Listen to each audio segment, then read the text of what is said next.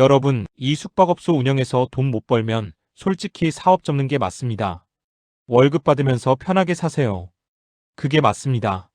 이건 동네에 널린 싸구려 숙박업소도 아니고 시내에서 피 튀기게 경쟁하는 그런 장사도 아닙니다. 독점 구조입니다. 주변에 같은 급, 같은 콘셉트 없습니다. 고급스럽고 품격 있고 조용하고 편안하고 안정감 있는 숙박업소입니다. 그런데 말입니다. 이게 지금 절반 가격입니다. 감정가 39억짜리가 지금 20억 초반입니다. 이 정도 조건인데도 이걸 외면하신다면 솔직히 돈 벌 생각 없는 겁니다. 돈 벌고 싶으시면 이런 걸 잡으셔야 합니다. 이 물건은 얼마 전에 저희가 한번 소개했던 물건인데 한 번 더 유찰되어 다시 나왔습니다.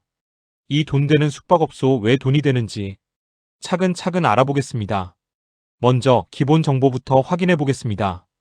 이 물건은 창원지방법원 경매 사건번호 2024타경 5772번입니다. 소재지는 경상남도 김해시 생린면 나절리 88-1 1원 토지와 건물을 통째로 매각하는 숙박시설입니다. 감정가는 39억 4,584만 6,920원, 현재 최저가는 20억 2,027만 2천원, 감정가 대비 정확히 51%입니다. 건물은 철근 콘크리트 구조, 지상 5층, 연면적 약 1294이, 대지는 약 781평입니다. 그리고 중요한 사실 하나. 임대차 관계 0명. 사람 안 꼬인 상태에서 처음부터 다시 설계할 수 있는 구조입니다. 이제부터 보셔야 할 건 단 하나입니다. 이게 왜 이렇게까지 가격이 내려왔는지, 그리고 이 가격이 진짜 기회인지 아니면 사람들이 피한 이유가 따로 있는지입니다. 지금부터 이 물건의 구조를 현장부터 권리부터 돈 흐름까지 전부 확인해 보겠습니다. 이제 이 물건의 속살을 보겠습니다.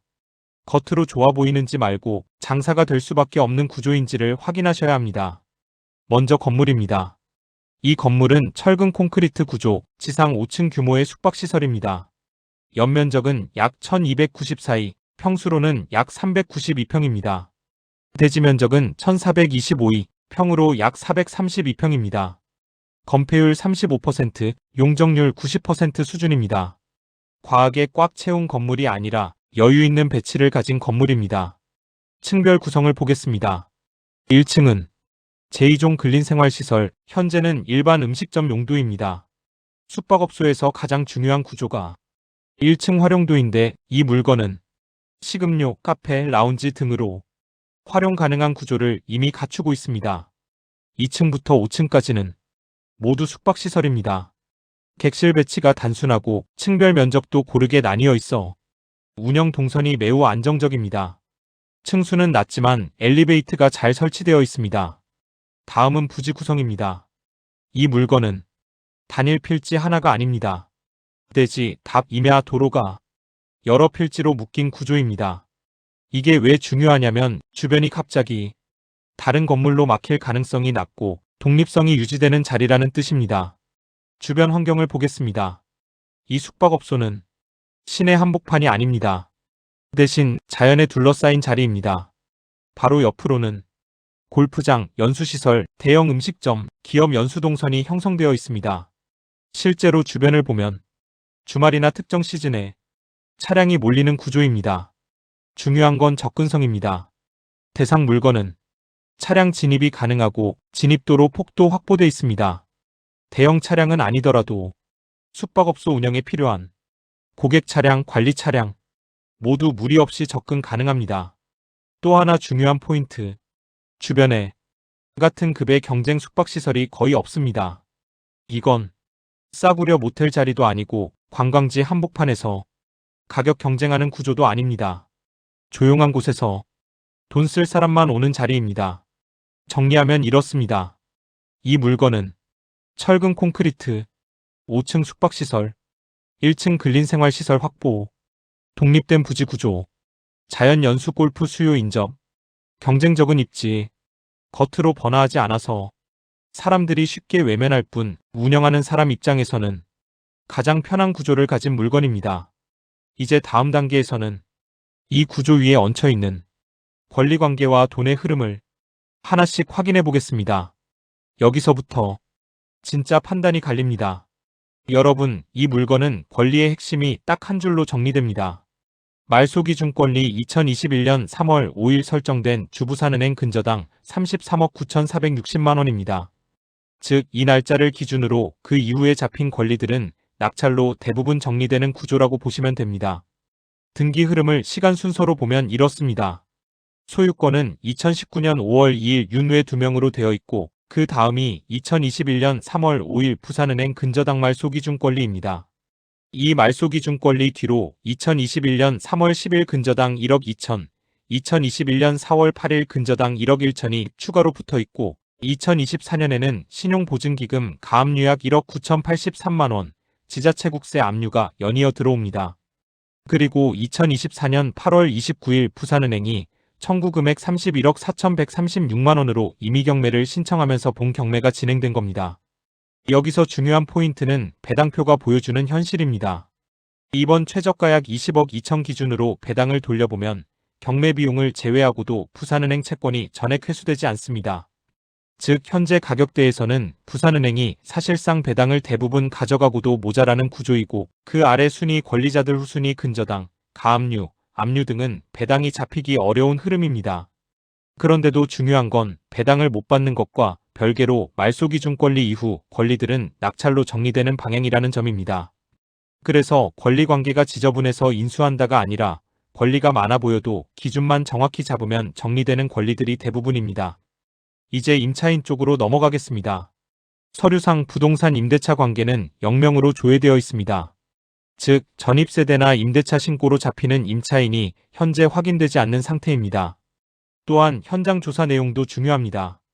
현장 방문 기준으로는 호텔 또는 카페 호피폴라, 간판은 있으나 실제 영업은 하지 않는 정황이 있고 출입문 쪽에 안내문이 붙어 있는 형태로 확인됩니다. 만약 낙찰을 받으시면 본 물건 중에 농지가 포함되어 있어 농취증을 발급받아 법원에 제출하여야 하는 거 잊으시면 안 됩니다. 정리하면 서류상 임차인은 안 잡히지만 실사용 점유는 현장 기준으로 다시 한번 정확히 확인해야 하는 물건입니다. 숙박시설은 운영이 멈춘 상태에서도 내부 관리인, 단기 점유, 창고 사용 등 변수가 생길 수 있으니까요. 마지막으로 이 물건은 토지 구성이 여러 필지로 되어 있고 대답도로 임야 등 혼재, 서류에도 경계가 명확하지 않을 수 있어 지적 측량 필요 취지가 같이 언급됩니다. 권리 자체보다도 실제 내가 낙찰받는 범위가 어디까지인지를 현장에서 확정하는 절차가 실무적으로 더 중요해지는 케이스입니다. 결론은 권리관계와 임차인 관계가 깔끔합니다. 말소기준권리 부산은행 2021.03 5만 정확히 잡으면 권리 정리 방향은 명확하고 임차인은 서류상 영명이지만 점유는 현장 재확인이 필수입니다. 이제부터는 느낌이나 기대가 아니라 실제로 돈이 어떻게 들어가고 매달 얼마를 감당해야 하는지를 보겠습니다. 가정은 단 하나입니다. 이 물건을 최저가로 낙찰받았다고 가정하겠습니다. 낙찰가는 20억 2천만 원 수준입니다. 이 물건은 주택이 아닙니다. 근린생활시설이 포함된 숙박업소입니다.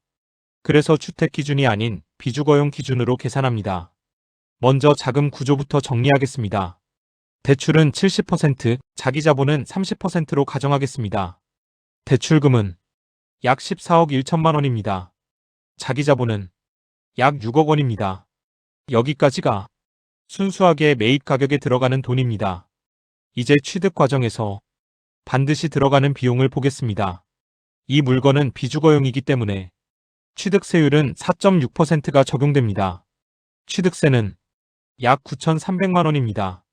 여기에 법무사 비용 50만 원, 각종 인지대와 재증명 비용 등 기타 비용 50만 원을 더하겠습니다. 그래서 이 물건을 취득하기 위해 실제로 투입되는 자기자본은 단순한 6억이 아니라 약 7억 원 수준이 됩니다. 이제부터가 중요합니다. 이 돈을 들고 가만히 들고 있는 비용을 보겠습니다. 먼저 은행 이자입니다. 대출금 약 14억 원에 연 4% 이자를 적용하면 연간 이자는 약 5,600만 원입니다. 월로 나누면 약 470만 원입니다. 다음은 많이들 놓치는 부분입니다. 자기자본 7억 원 역시 공짜가 아닙니다. 이 돈을 다른 곳에 썼다면 벌 수 있었을 기회비용이 있습니다. 이 역시 연 4%로 보수적으로 찾겠습니다. 그러면 연간 약 2,800만 원, 월로 보면 약 230만 원입니다. 정리하겠습니다. 이 물건을 최저가로 낙찰받아 운영할 경우 매달 감당해야 할 순수 금융 비용은 은행 이자 약 470만 원, 자기자본 기회비용 약 230만 원, 합쳐서 월 약 700만 원 수준입니다. 여기까지가 이 물건이 가만히 있어도 나가는 돈입니다. 이제 다음 단계에서는 이 숙박업소가 이 700만 원을 넘어서 얼마를 벌어줄 수 있는 구조인지 운영 수익 흐름으로 들어가 보겠습니다. 여기서 이 물건이 진짜 가치가 드러납니다. 여러분 여기서 잠시만요. 만약 여러분 중에 이 물건을 내 걸로 만들고 싶으시다거나 경매로 투자를 하고 싶은데 자신이 없으신 분은 아래 설명란에 있는 문의처로 연락을 주시면 저희들이 도와드릴 수 있습니다. 그리고 멤버십에 가입하시면 경매 물건을 분석하다가 어려운 부분이나 궁금한 사항을 언제든지 전화해서 문의하실 수 있습니다. 뿐만 아니라 누구보다도 돈 되는 경매 물건을 가장 먼저 받아보실 수 있습니다. 그리고 저희들이 이 영상 하나를 제작하기 위해 참 많은 노력과 시간이 들어갑니다. 여러분들의 구독과 좋아요, 알림 하나가 저희들의 영상 제작에 참 많은 도움이 됩니다. 부탁드리겠습니다. 그럼 계속 진행하겠습니다. 이제 많은 분들이 가장 궁금해하시는 부분입니다. 그래서 이 숙박업소에 객실이 몇 개나 나오느냐는 겁니다.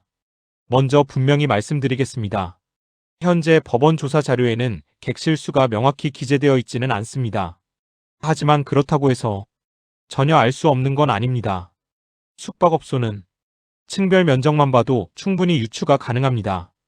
이 건물의 숙박시설은 2층부터 5층까지입니다. 2층과 3층은 각각 285.42, 평으로 약 86.5평 규모입니다. 4층은 225.46이 약 68.3평이고 5층은 47.69이 약 14.5평입니다. 이제 여기서 현실적인 기준을 하나 적용하겠습니다. 숙박시설은 층 면적 전체가 객실로 쓰이지 않습니다. 복도, 계단, 엘리베이터 홀, 설비 공간 같은 공용 면적이 반드시 들어갑니다. 그래서 보통 전체 면적의 6,070% 정도가 객실로 사용됩니다. 이 기준을 적용해서 보겠습니다. 먼저 2층입니다. 86평 중에서 약 65%를 객실로 쓴다고 가정하면 객실 면적은 약 185이 정도가 됩니다. 일반 숙박시설에서 욕실을 포함한 객실 하나가 보통 25이 내외입니다. 이렇게 계산하면 2층에서는 7실 정도가 가장 현실적입니다. 구조가 아주 좋으면 8실도 가능하겠지만 무리하지 않으면 7실이 맞습니다. 3층도 면적이 동일합니다. 그래서 역시 7실 정도가 자연스러운 구조입니다. 다음은 4층입니다. 4층은 약 68평 규모인데 같은 기준을 적용하면 객실로 쓸 수 있는 면적이 약 146이 정도입니다. 여기서는 5실에서 6실 정도가 나옵니다. 객실을 조금 넓게 쓰면 5실, 조금 타이트하게 가면 6실이 가능한 구조입니다. 마지막으로 5층입니다. 5층은 약 14.5평입니다. 이 정도 면적이면 객실 여러 개를 만드는 구조는 아니고 보통은 특실 1실 또는 관리 공간 겸용으로 활용되는 경우가 많습니다. 그래서 5층은 1실로 보는 게 가장 현실적입니다. 이제 전부 합쳐보겠습니다. 2층 7실, 3층 7실, 4층 56실, 5층 1실. 그러면 이 숙박업소는 보수적으로 잡아도 20실, 조금 여유를 두면 21실, 구조를 최대한 활용하면 23실까지도 가능한 규모입니다. 현실적으로 가장 자연스러운 숫자는 약 21실 전후입니다. 정리하겠습니다. 이 숙박업소는 겉으로 보기에는 조용해 보이지만 실제 운영 관점에서 보면 20실 이상을 안정적으로 굴릴 수 있는 규모입니다. 이 정도 객실 수가 나오면 이제 다음 질문은 하나로 좁혀집니다. 이 객실을 하루에 얼마에 팔고 평균적으로 몇 팀이 들어오면 이 사업이 성립하느냐? 다음 단계에서는 이 21실을 기준으로 일방 요금, 대실 요금, 그리고 현실적인 점유율을 적용해서 월 매출과 손익 구조를 시나리오로 이어가겠습니다. 이제 많은 분들이 가장 현실적으로 궁금해하시는 부분입니다. 그래서 이 숙박업소 객실을 얼마에 받을 수 있느냐는 겁니다. 먼저 분명히 말씀드리겠습니다. 이 숙박업소는 도심에서 가격으로 싸우는 그런 구조가 아닙니다. 주변 환경을 보시면 조용하고 독립적이고 차량으로 접근하는 손님이 중심이 되는 자리입니다. 그래서 요금 전략도 자연스럽게 그에 맞춰집니다. 숙박 요금부터 보겠습니다. 이 숙박업소의 숙박 요금은 다음 정도가 가장 현실적인 구간입니다. 평일 기준으로는 1박 13만원에서 15만원 선입니다. 주말이나 금요일, 토요일은 17만원에서 20만원까지 충분히 받을 수 있는 구조입니다. 연휴나 성수기에는 무리하지 않아도 20만원 이상도 가능한 위치입니다. 이건 공격적인 가격이 아니라 주변 입지와 성격을 고려한 지극히 정상적인 가격대입니다. 대실 요금은 이렇게 가져가면 됩니다. 이 위치는 대실은 거의 거저 먹는 수준이라고 봐야 할 것 같습니다. 이유는 말하지 않겠습니다. 유튜브의 정책상 조심스러운 부분이라 하지만 한 가지만 확실한 부분을 말씀드리면 길 건너 고급 식당 두 곳은 자리가 없을 정도입니다. 그럼 식사 후에 가는 코스는 어디일지 여러분께 말씀드리지 않겠습니다. 확정적이지는 않지만 주간에 객실이 만실일 가능성도 매우 많을 것으로 보입니다. 그런데도 망하는 사람은 망합니다. 왜냐고요? 운영을 못하면 어쩔 수가 없습니다.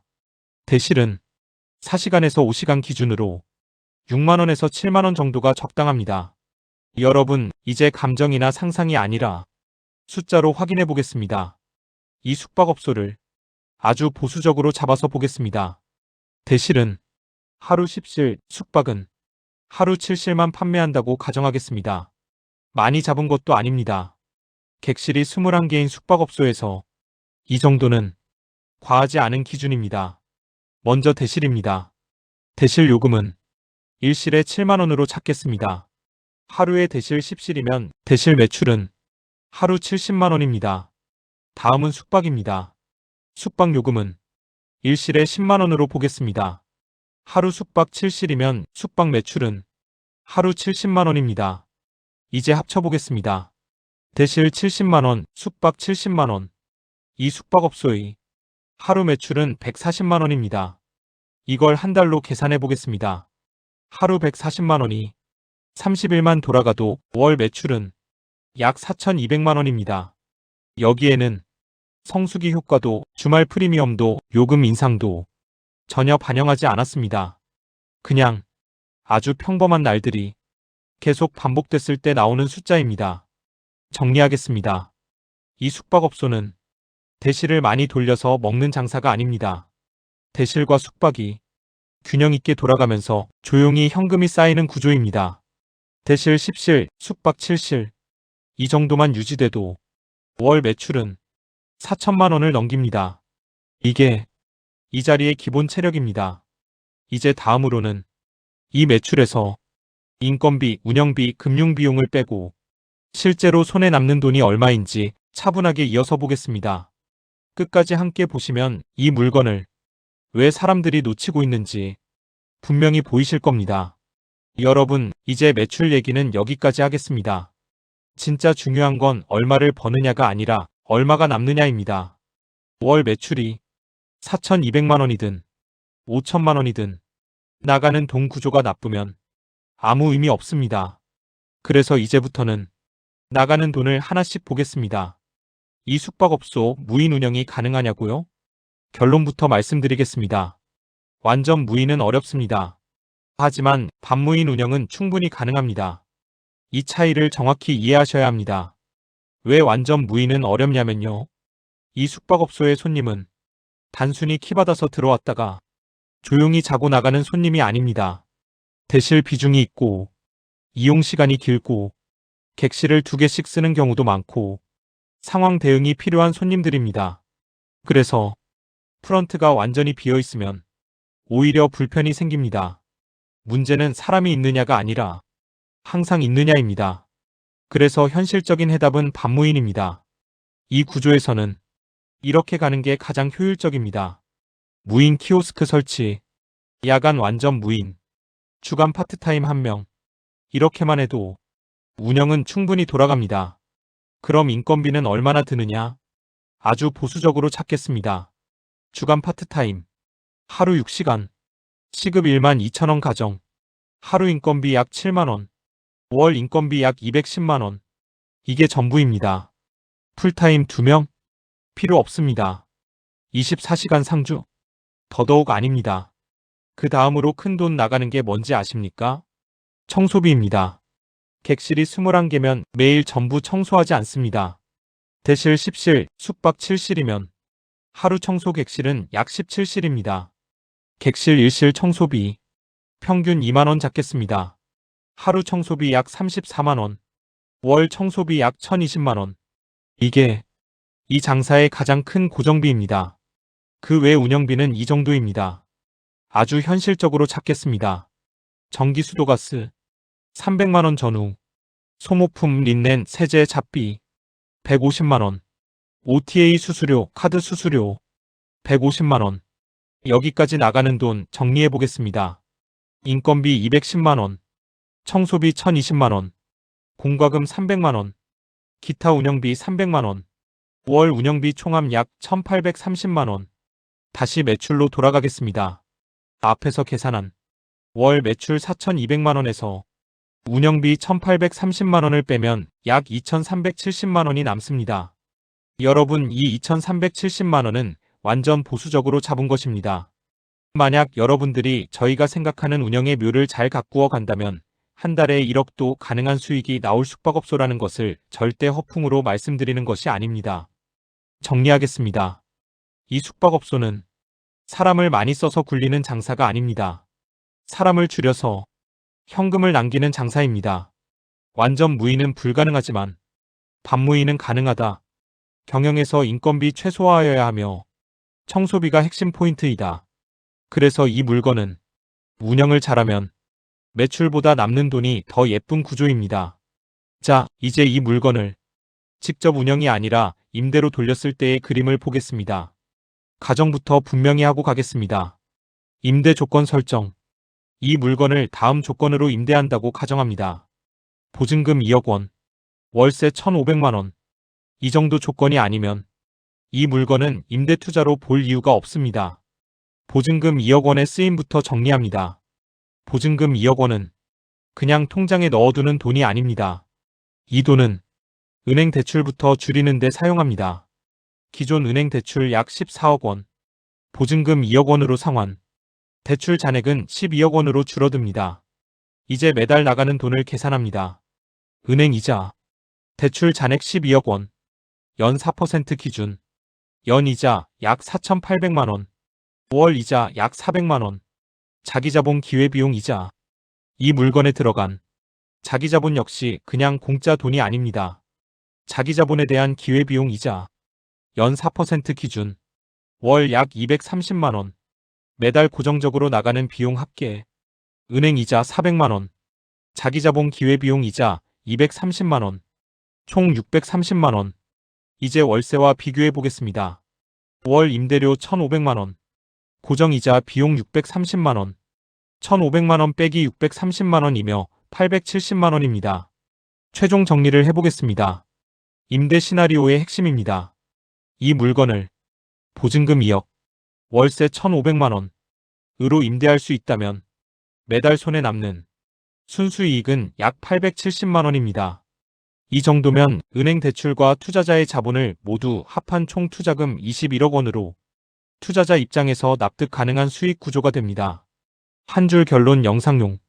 이 물건은 월세가 1,000만 원이면 이유가 없고 1,500만 원부터 비로소 계산이 맞아지는 물건입니다. 여러분, 이제 이 물건의 마지막 장면입니다. 이 물건은 숙박시설입니다. 주택이 아닙니다. 그래서 보유만 하면 세금이 확 줄어드는 물건은 아닙니다. 이 물건의 감정가는 39억 4,584만 6,920원입니다. 우리는 이 물건을 최저가 20억 2,027만 원에 낙찰받았고 취득세와 각종 비용까지 포함한 총 투자금은 약 21억 1,420만 원입니다. 이제 매각합니다. 감정가 그대로 39억 4,584만 원에 매각합니다. 그럼 양도 차익은 18억 3,164만 원입니다. 개인 명의로 3년을 보유하면 비주거용 부동산이기 때문에 장기 보유 특별공제는 6%만 적용됩니다. 여기에 기본공제까지 반영해서 최종 과세 표준을 만들고 양도소득세와 지방소득세를 모두 계산하면 이 매각에서 빠져나가는 총 세금은 정확히 7억 7,849만 원입니다. 자, 이제 중요한 결론입니다. 이 물건은 18억이 남는 것처럼 보이지만 세금을 다 내고 나면 실제로 투자자 손에 남는 돈은 약 10억 5,300만 원입니다. 엔딩 한 줄 정리.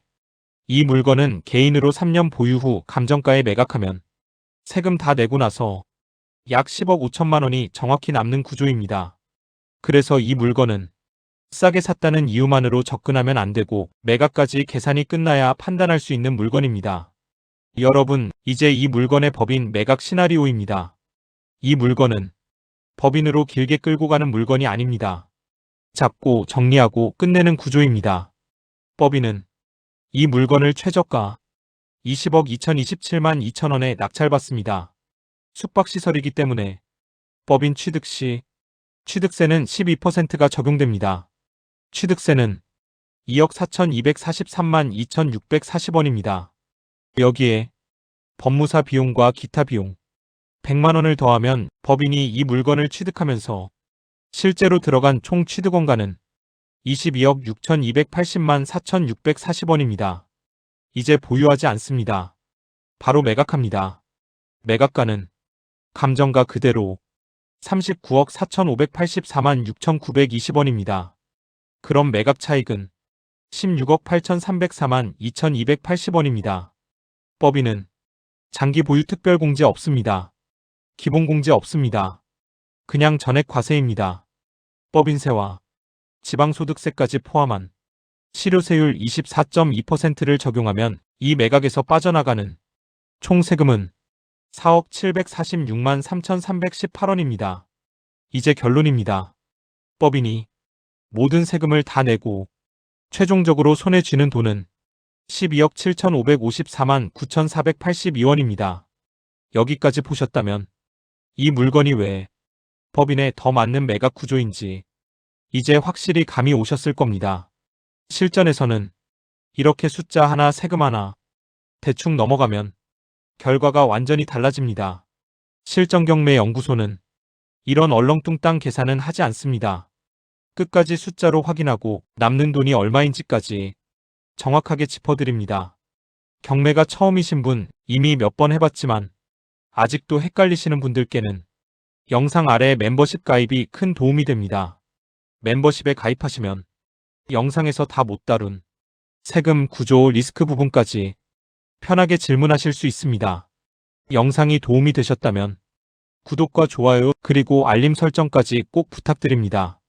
이 한 번의 클릭이 제가 더 정확한 분석으로 여러분께 도움을 드릴 수 있는 가장 큰 힘이 됩니다. 그럼 다음 영상에서 진짜 돈 되는 물건으로 다시 찾아뵙겠습니다. 감사합니다.